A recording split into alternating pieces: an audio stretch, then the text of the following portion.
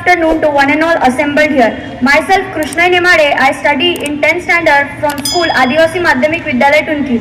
As we all know, we have gathered on this very auspicious moment to celebrate the birth anniversary of Shukadas Maharaj, the founder of this college and school.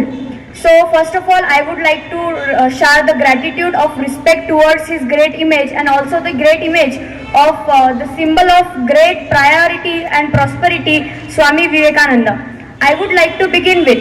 So we all know that we are been discussing about the climate change, effect of climate change and the solution over that.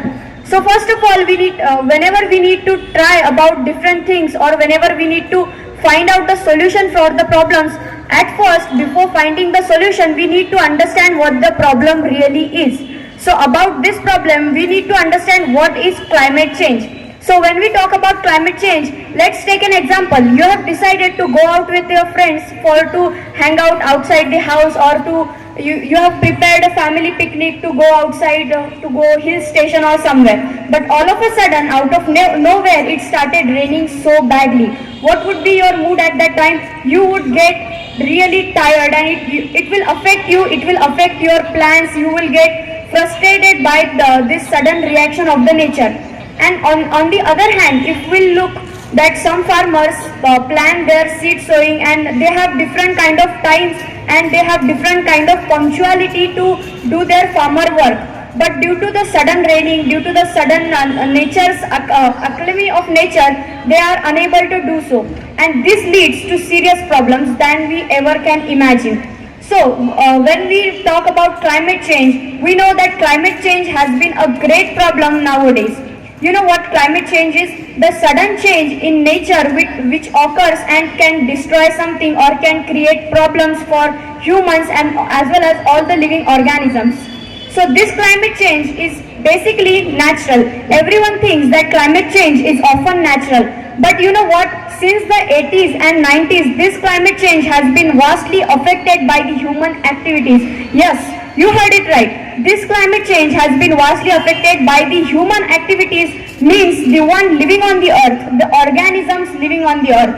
Because we know there are so many living organisms, there are huge classifications of living organisms from the animals, in the kingdom of animals. We know, even in our study, even in our syllabus, we have learned about them. There are chordates, non-chordates and what not. There is a variety of animals, there is classification of them, and due to which we can find that all the living organisms has been putting something to the nature. We all take something from the nature. Basically, we take everything from the nature. The oxygen which is thoroughly important for us to survive, that's what we get from the nature. That's what the plants from the nature produce, and we use it for our survival. And someday, can you imagine a single day without oxygen?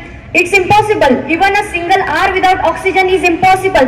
Not for the plant, but for the humans too, because we are going to die without oxygen. And similarly, there are so many things that we get from the nature without which we can die or without which we cannot survive. And still, we are so careless and we are so avoiding the awareness of nature and to save the nature.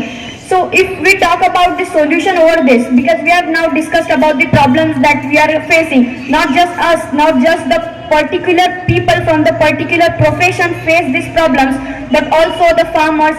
Actually, every person from every profession face such problems due to the nature.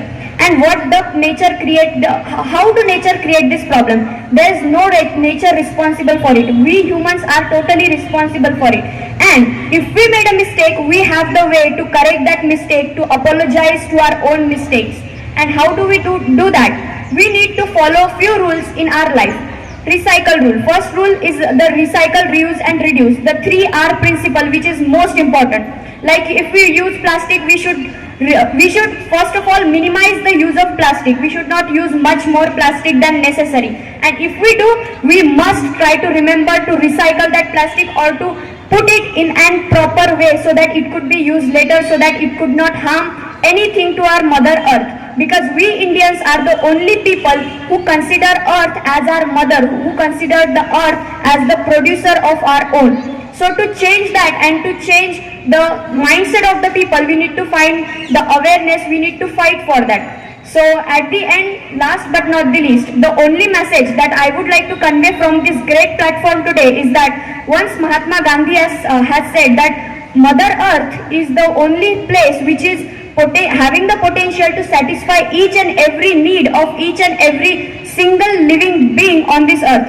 But it is not there for to satisfy your greed. It means that there is a difference between greed and need. You must take the things from the nature which you need, but not the things which you greed for. Thank you and have a nice day.